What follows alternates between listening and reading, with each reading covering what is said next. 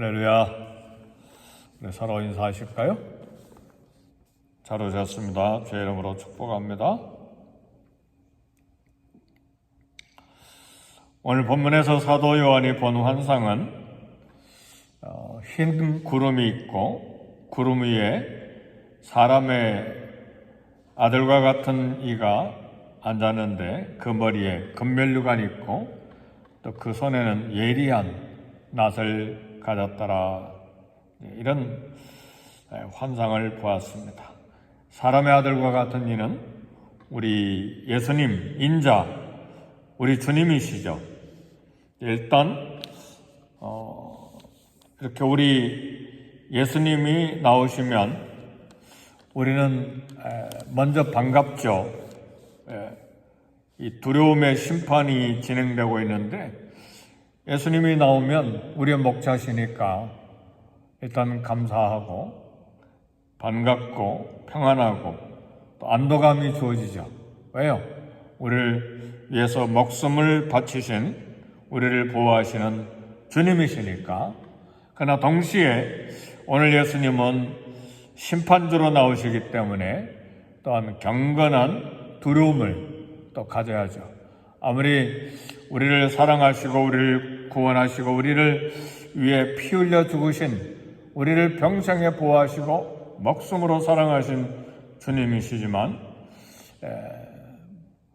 공의를 행하시고 심판을 행하시는 분이기 때문에 우리는 깔깔대고 그러면 안 되잖아요. 경건한 두려움을 가지고 또 우리 주님이 무엇을 보여주시는지를 살펴봐야 됩니다. 그러나 사랑을 느끼고 공의를 행하심으로 인한 주님께 대한 감사의 마음을 먼저 가지고 오늘 본문을 봐야 됩니다. 오늘 본문에 소개된 두 가지 심판의 비유가 있는데 낫을 휘둘러서 곡식을 거두는 비유이고 또 하나는 포도주 틀을 밟는 비유인데 둘 다 심판을 위한 비유입니다. 우리 주님은 심판을 통해서 하나님 무시하고 복음을 거절하고 교회를 핍박하고 성도들을 짓밟는 자들에게 정의로운 심판을 쏟으시는 그런 환상입니다. 14장 14절에 이하에 보니까 예리한 낫은 날이 시퍼렇게 날카로운 참 그렇게 날이 선 낫으로 추수한다는 말씀인데 심판때가 임박한 것을 말합니다. 하나님의 최후의 심판의 때가 가까워졌음을 보여주는 환상입니다. 성도 여러분, 아무리 사소한 일이라도 법정에서 최후 판결이 있는 전날에는 대단한 긴장감을 느끼게 되지요. 조그만 일로 법정에 나오세요 편지 받으면 우리 긴장되잖아요. 그 일이 교통사고를 통해서든지 어떤 일이든지 간에 어떤 범죄든지 대단한 긴장감을 느끼는데 하물며 하나님의 최후의 심판이 임박했기 때문에 그 최후의 심판으로 말미암아 완전히 갈라집니다. 영생받는 자와 영벌받는 자가 결정되기 때문에 우리는 긴장을 가질 수밖에 없는 것이죠. 복음서에도 보면 예수님께서 염소와 양을 가르치잖아요. 그렇죠? 그리고 염소는 영벌에 영원히 꺼지지 않은 불에 들어가고 또 영생을 받는 자들은 창세로부터 예비된 하나님 나라에 들어가는 그런 긴장의 말씀을 하시잖아요. 그리고 달란트 비유나 문화 비유나 주인이 돌아와서 결산할 때에 어떤 자는 칭찬하시고 어떤 자는 심하게 꾸지람하시는 이런 심판 앞에서 우리는 긴장할 수밖에 없습니다. 그래서 우리의 태도는 신앙의 긴장감을 가져야 되고 또 세상의 악과 죄를 심판하시는 하나님께 감사해야 됩니다. 왜요? 우리 성도들은 억울한 일을 당하고 악한 일을 당하고 고통을 당해도 원수를 갚을 수가 없잖아요. 왜요? 우리 그리스도인들은 칼을 들고 원수 갚으면 안 되잖아요. 우리 모든 그리스도인들은 칼 맞고 순교하거나 그대로 희생당하잖아요. 이게 그리스도인이잖아요. 아닌가요? 우리도 원수 갚아야 되나요? 칼을 맞았으면 같이 칼을 들어야 되나요? 그건 아니죠. 네. 저도 한때 선교지에 있을 때 강도가 들어오면, 브라질은 총이 많으니까 강도가 들어오면 어떻게 할까? 야구 방망이를 갖다 놓을까? 나도 총을 한 자루 사야 될까?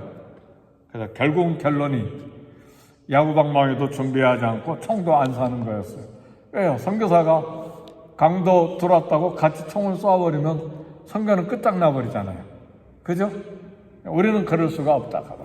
남이 나에게 욕한다고 나도 함께 욕하고, 주먹으로 한 대 맞았다고 나도 한 대 주먹으로 치고, 절대 그럴 수 없잖아요. 교회에서도 그럴 수가 없잖아요. 주먹 절대로 내려놓으시기를 제 이름으로 축복합니다. 우리는 절대로 그렇게 할 수가 없어요. 그런데 그런 악과 죄를 심판하신다 그 말이에요. 누가요? 우리 주님이 심판하신다 그 말이에요. 우리 주님이 말씀하시잖아요. 원수 갚는 것이 내게 있으니 내가 갚으리라.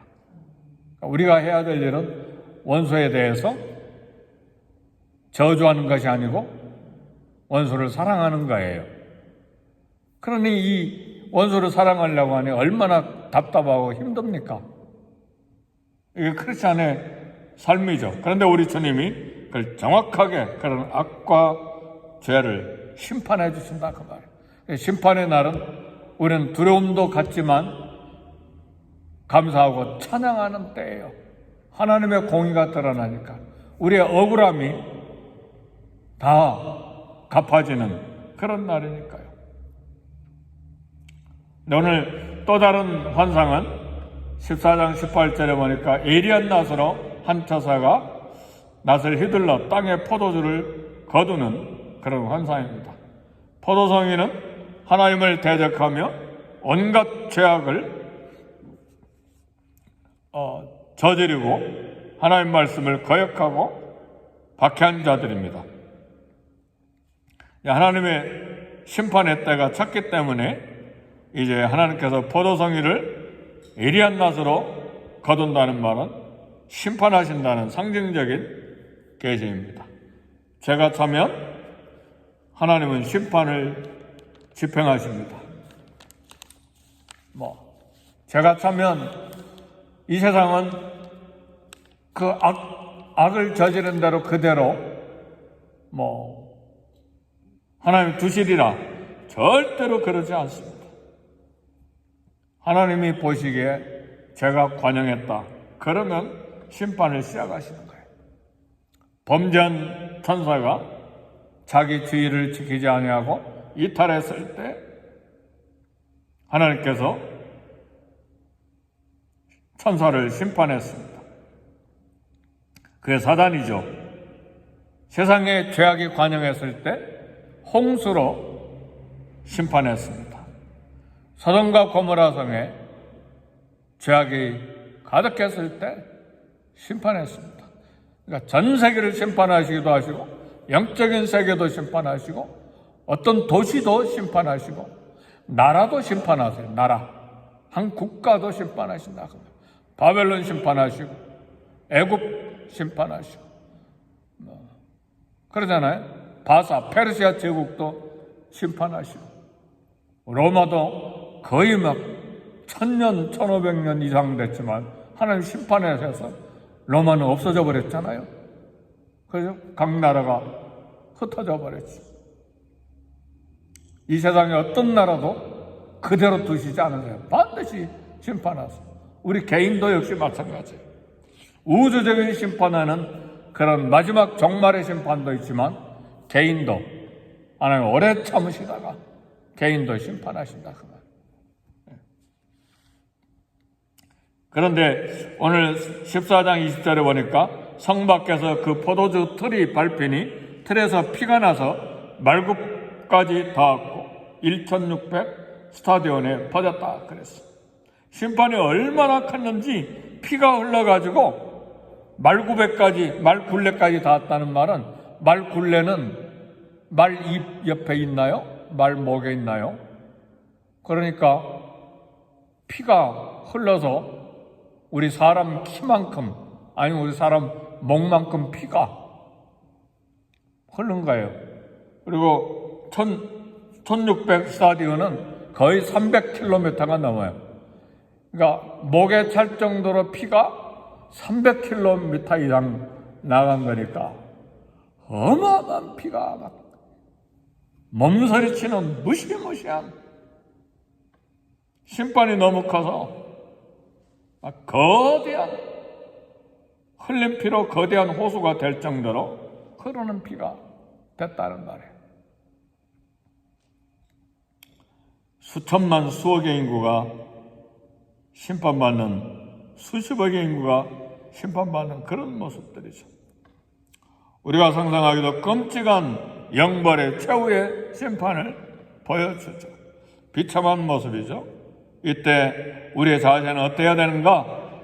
불신자들에게 임할 하나님을 대적하고 악을 저지른 이 세상에 대한 임할 최후의 심판을 생각하고, 우리는 그런 불신자들을 긍휼히 여기는 마음으로, 그렇게 피를 흘려서 죽어서는 안 되니까 우리는 기도하고 전도해야죠. 그렇죠? 전도하는 마음을 가져야죠. 근데 그 포도주 틀이 어디서 밟히느냐? 성 밖에서. 구원받은 성도는 성 안에 있고 불신자들은 성 밖에서 영벌에 처해지는 것입니다. 그래서 성도는 심판 중에도 새 예루살렘 성의 시민이기 때문에 주님과 함께 보호를 받고 영생을 누리게 되는 것입니다. 그래서 베드로후서 3장 12절 말씀대로 우리 하나님의 날이 임하기를 바라보고 간절히 사모하라 그랬어요. 하나님의 날이 임하기를 바라보고 간절히 사모하라. 왜요? 하나님의 날은 심판의 날이요, 영생과 영벌을 나누는 날이요, 세상은 심판이요, 하나님의 자녀들에게는 영원한 생명 새 예루살렘을 주시는 날이기 때문에 하나님의 날이 임하기를 바라보고 간절히 사모하라. 하나님 나라 사모합니까? 아니면 미국 나라에서 영원히 살 걸 사모합니까? 어떤 거예요? 세상에서 영원히 살 걸 사모합니까? 아니죠. 우리는 하나님의 나라를 간절히 사모해야죠. 아멘 주 예수의 옷이 없었어. 우리는 본능적으로 오래오래 살고 막 앞으로는 90세 시대다. 90세에 도착하는 연령은요 한 자릿수예요. 10% 못 넘어요. 90세 시대가 아니에요. 그리고 90세 넘으면 다 남의 손에 의지해서 살아야만 돼요. 화장실도 남의 손에. 그렇잖아요. 밥 먹는 것도 남의 손에. 그래서 막 간병인이 어마어마하게 생기잖아요. 이게 90세 시대가 아니에요. 그럼 수명이 그렇게 되는지는 모르지만 건강 수명은 절대로 90세가 아니에요. 그러니까 이 땅은 오래 살 것이 아니에요. 하나님 주신 만큼 우리가 열심히 건강하게 살아야 되겠지만, 그러나 우리는 사도 베드로가 이야기했잖아요. 하나님의 날이 임하기를 바라보고 간절히 사모해라. 뭘 간절히 사모합니까? 돈을 간절히 사모합니까? 건강을 간절히 사모합니까? 세상 성공을 간절히 사모합니까? 나라의 부강을 간절히 사모합니까? 이 땅은 다 지나가는 것입니다. 지나가는 거예요. 그건 간절히 사모할 게 아니에요. 주신 만큼 열심히 또 하나님께서 허락하신 만큼 쓰다가 가는 거예요. 아무리 간절히 해서 어떤 것을 성취했다 하더라도 다 내놓고 가는 거예요. $1도 못 가져가요. 맞습니까? 그러잖아요. 근데 우리는 뭘 그걸 간절히 사모합니까? 그건 내려놓으세요. 아무것도 아니에요.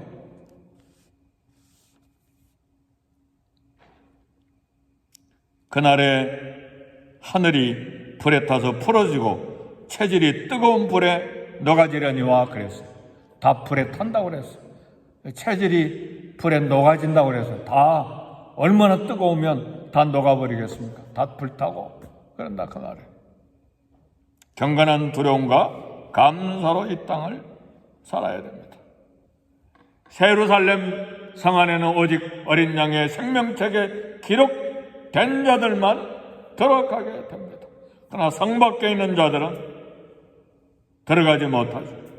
복음을 거절했기 때문이죠. 이 땅을 살아가는 동안에 우리는 영적인 긴장을 가지고 동시에 우리에게 구원을 주신 하나님, 우리에게 구원을 주신 우리 주님께 감사하고 소망하면서 하나님 앞에 살 수 있기를 제 이름으로 축복합니다. 우리 기도하겠습니다. 말씀 생각하면서 나와 우리 가정과 자녀들과 우리 교회가 하나님의 나라를 임하기를 바라보고 간절히 사모하는 우리가 되게 해주시고 이 땅에 임할 심판을 생각하고 거룩한 두려움과 경건한 두려움으로 주님 앞에서 살아가되 성 밖에서 심판받을 세상 사람들 긍휼히 여기고 전도하는 일에 우리의 마음을 쓰게 해 주옵소서. 우리를 사용해 주옵소서. 우리 다 같이 기도하고 교회를 위해 기도하고 부족한 담임 목사를 위해서 기도하고 개인 기도하겠습니다.